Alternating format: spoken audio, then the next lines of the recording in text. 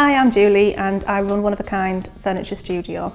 I paint old furniture using chalk paint maker and emulsion and turn old furniture into something new and exciting.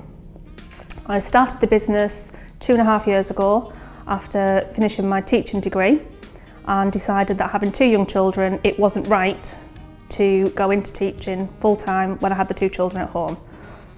So here I am today and I'm going to show you how to use the chalk paint maker effectively. The first thing you need to do when painting any piece of furniture is to prep it first. A lot of people get a bit sidetracked with whether or not they should or shouldn't. If in doubt, prep it anyway and you're going to end up with a better finish. The first thing you need to do is to give it a light sand. This chair is obviously dark wood and I'm going to give it a sand just to give it a little bit of a key and get rid of the little bit of varnish that's already on there.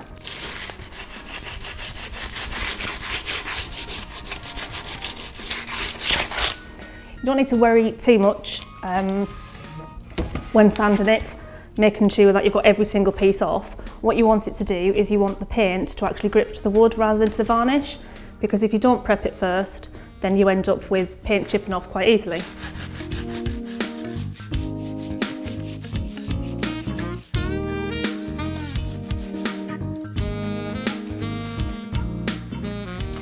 When you are sanding, it's always best to go with the grain of the wood.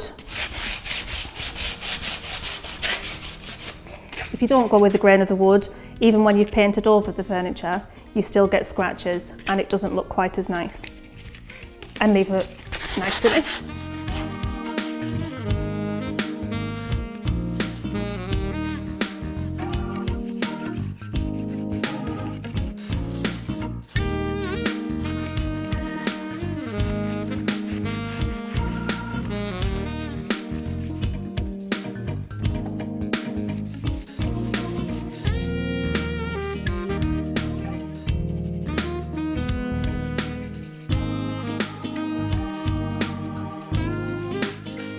Also, when you're sanding, if you make sure you sand the edges of whatever the piece of furniture is that you're doing, or else, again, the paint doesn't stick to it as well.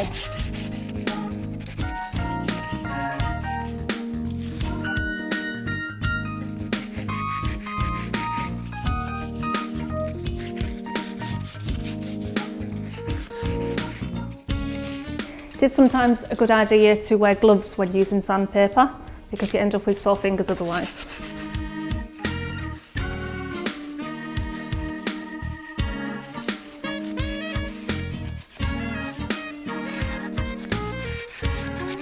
It's also important to make sure that you get into all of the edges and do down the sides of the wood as well, and underneath when you have a chair or something like this.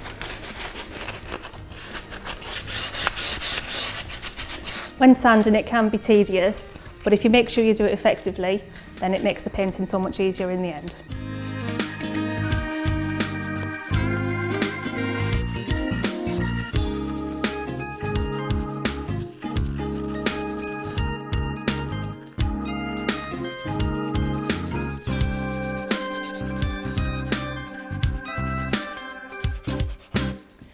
Once you're happy that you've finished sanding everywhere, you then put the sandpaper down and take a cloth and dust it down to get rid of all of the excess.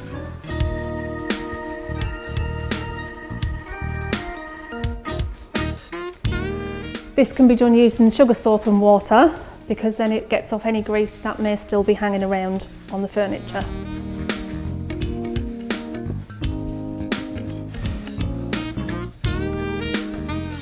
Make sure you sand underneath, or rub underneath where you've sanded rather, to get all the excess off underneath as well. Once you're happy that that's clean and dusted, you then go on to make your chalk paint using the chalk paint maker.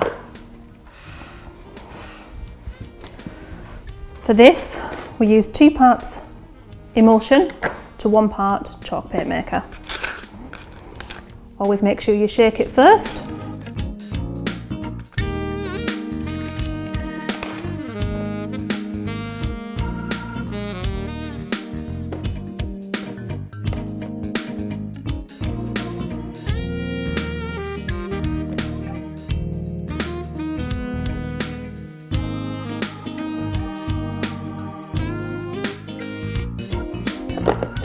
doesn't matter which way around you put the chalk paint maker in first, or whether you put the emulsion in first.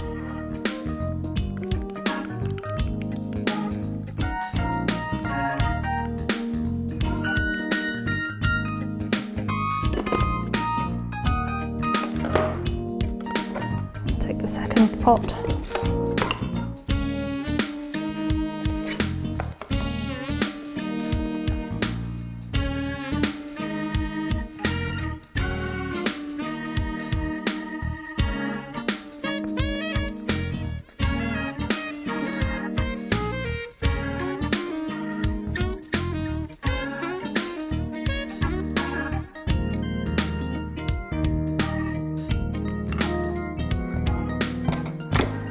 The more precise you are with the measurements,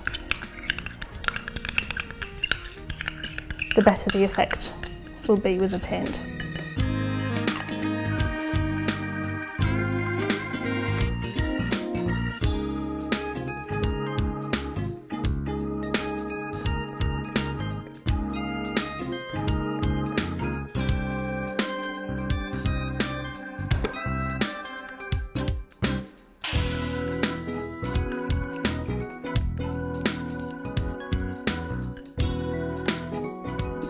The lid's back on because we don't want them drying out.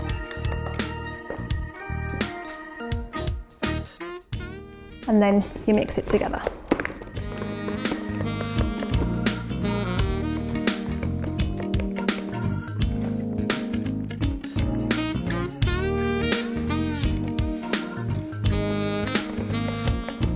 The good thing about the chalk paint maker is you can use any emulsion as long as it's matte finish, and you can make as little or as much of it as you want to.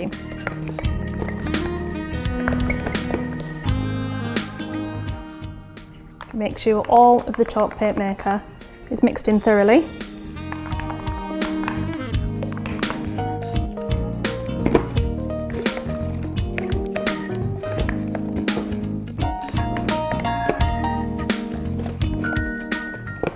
And there we have it, ready to go.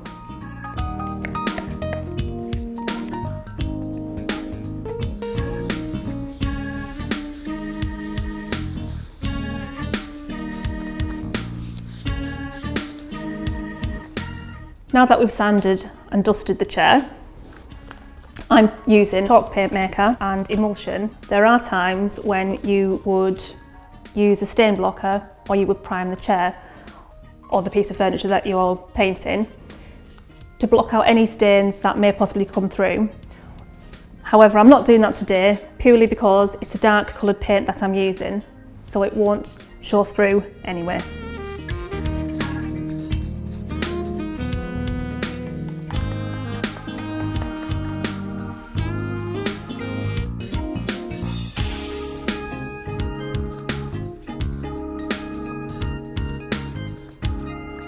If you have a very knotty piece of timber that you're painting, it's best to use a shellac or a stain blocker.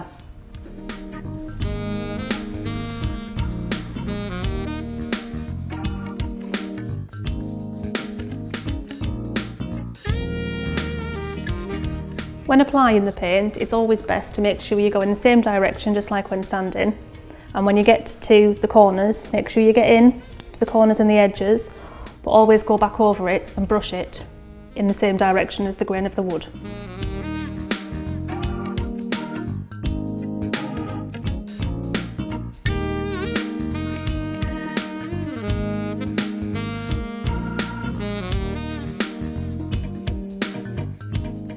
Try and keep the paint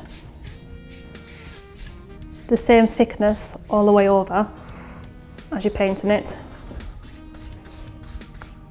If you try to layer it up too quick and too thick, then you have problems at the end when varnishing it or lacquering it or waxing it, whichever you decide to do. And it tends to come off and flake off a little bit easier.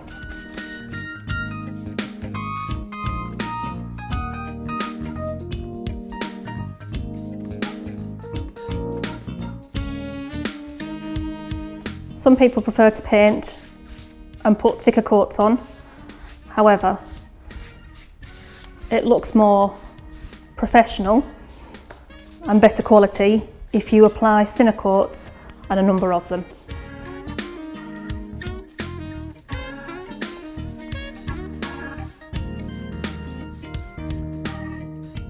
If you also remember that you have edges, and every now and again use the edge of your paintbrush, get rid of any excess paint that might build up.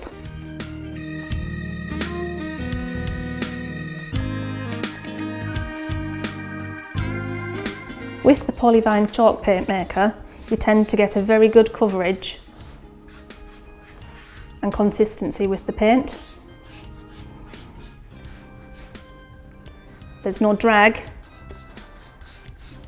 when painting. Sometimes when you're painting you can get bubbly bits.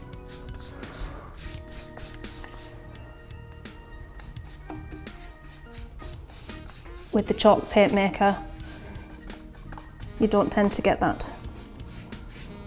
It's smoother and leaves a nice overall finish.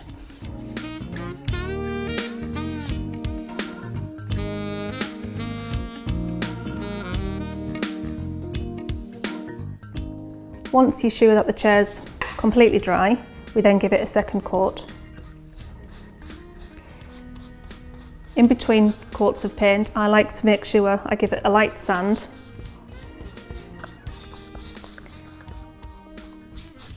So that it gives it more of a flat finish and a smooth finish once it's lacquered.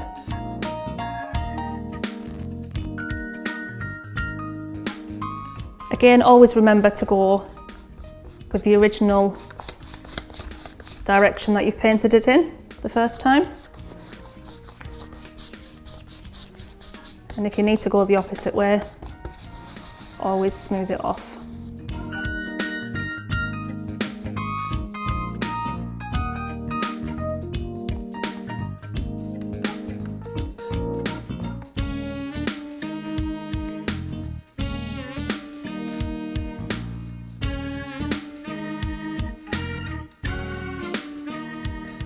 When I'm painting my furniture, I like it to look like it hasn't been painted. So I try to get it to look as natural as possible. The smoother and more even that you put the paint on, the nicer the finish in the end.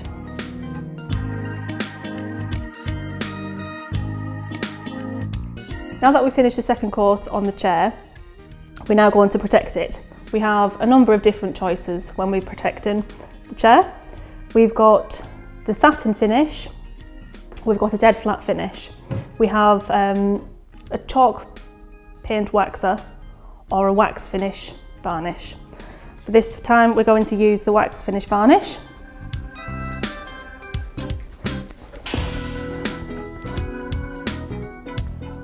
One thing to remember when you use them is not to shake the bottle and add air into the product.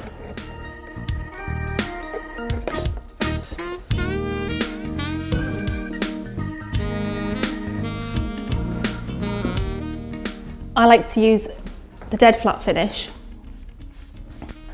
when I'm painting my furniture.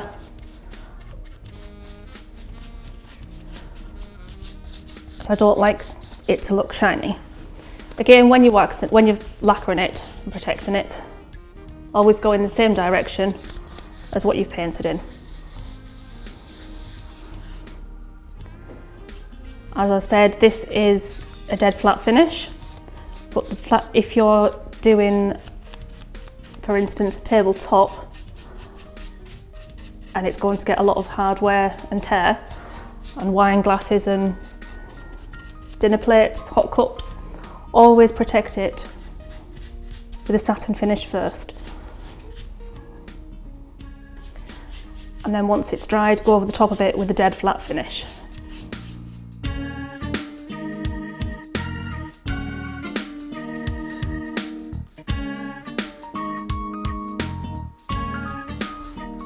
Remember to try and keep a consistent amount of varnish on the brush. Always make sure you go around the edges to make sure you get rid of all of the excess varnish.